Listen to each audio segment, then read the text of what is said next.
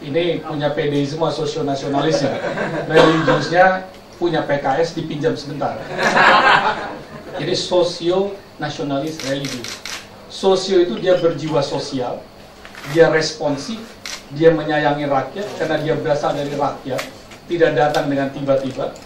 Nasionalis ini kecintaan kebangsaannya tinggi, bukan antek-antek asing, bukan memberhalakan kekuatan-kekuatan asing. Orang yang berpijak dan berjuang untuk kepentingan bangsanya lebih di depan dibandingkan kepentingan-kepentingan yang lain. Dan tentu orang yang takut pada Tuhan, religius. Kalau dia takut pada Tuhan, dia tidak akan korupsi. Dia tidak akan membohongi wartawan. Dia tidak akan menyunat dana punya rakyat. Artinya, sosio-nasionalis religius adalah sebuah karakter yang paling tepat dan otentik dimiliki oleh pemimpin muda 2014 yang akan datang. Paling terakhir, saya melihat begini. Pasti kan ditanya juga, siapa kira-kira orang-orang tersebut? Kalau kriteria ini sudah jelas nih, mesti kita cari. Tetapi kalau orang-orangnya kira-kira, misalnya, mudah-mudahan yang termasuk sosio-nasionalis religius ini, yang sekarang mau maju jadi presiden di Demokrat itu ya Gita Wirjawan atau Anies Baswedan, mudah-mudahan. Kalau di PKS ini mudah-mudahan Pak Tifatul Sembiring atau Anies Mata. Kalau di PDI ini mudah-mudahan ada Pak Jokowi, Pak Pramono Anung.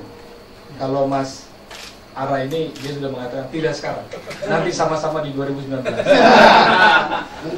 Kalau di P3 ini Lukman Hakim Saifuddin. Di PKB ini mudah-mudahan Pak Muhaimin Iskandar. Di PAN ini mudah-mudahan Pak Zulkifli Hasan. Bicara orang muda ya. Kalau di Golkar sudah pasti Priyo Budi Santoso. Penutupnya itu yang masuk gitu. Tapi yang jelas bagus sekali. Ini bukan curhat, tapi sebenarnya ini pikiran yang sangat visioner. Mas Yudi Krisnandi sudah memberikan kriteria pemimpin muda ke depan yang seharusnya idealnya, meskipun di tataran praktis, pragmatisnya mengakui sendiri tidak punya keberanian juga untuk melawan seniornya ataupun elit tadi.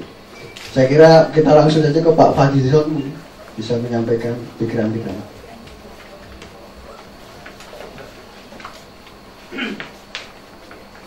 Assalamualaikum warahmatullahi wabarakatuh.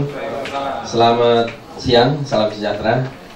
Terima kasih Mas Jaka, yang saya hormati Pak Priyo, Mas Yudi, Mas Ara, kawan-kawan rekan media yang ada di press room ini. Semua tadi udah banyak diborong sama Yudi ya, jadi dia hampir tidak menyisakan gitu. Tapi ada beberapa hal yang menurut saya perlu menjadi catatan, bahwa kita memang mengalami satu proses pelambatan demokrasi, pelambatan generasi. Pelambatan generasi itu sebenarnya mempunyai momentum untuk tidak terjadi kalau di era reformasi kita mempunyai satu sistem demokrasi yang benar gitu. Demokrasi di era reformasi menurut saya cenderung menjadi demokrasi liberal yang mengarah menjadi demokrasi yang mahal. Karena dia menjadi mahal, demokrasi hanya milik orang yang punya uang.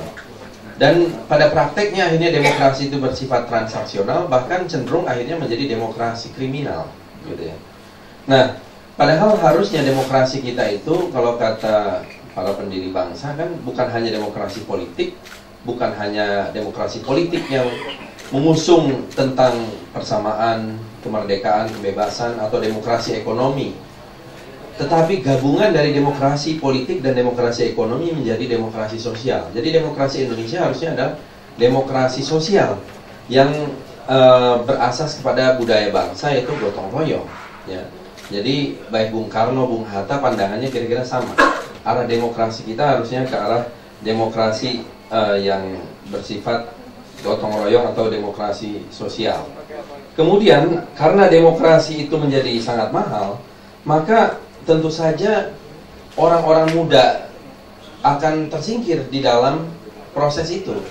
Pertama, orang muda sebagian pada umumnya bukanlah orang-orang yang sudah mapan dalam sisi bisnis atau mempunyai satu koneksi jaringan yang kuat untuk, karena kalau bagaimanapun di dalam pertarungan pilpres atau pileg dan sebagainya di dalam proses demokrasi ini, logistik itu menjadi sangat penting.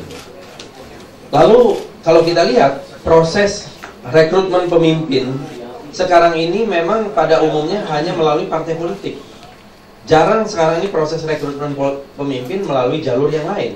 Apakah jalur LSM, jalur misalnya ormas, atau jalur lain. Tetap kalau kita lihat baik eksekutif, legislatif, yudikatif, itu jalur partai politik menjadi jalur utama, menjadi satu avenue gitu ya bagi proses rekrutmen kepemimpinan nasional. Sehingga tidak ada jalan lain. Memang seperti apa yang dikatakan oleh Mas Yudi tadi, tergantung di dalam partai politik.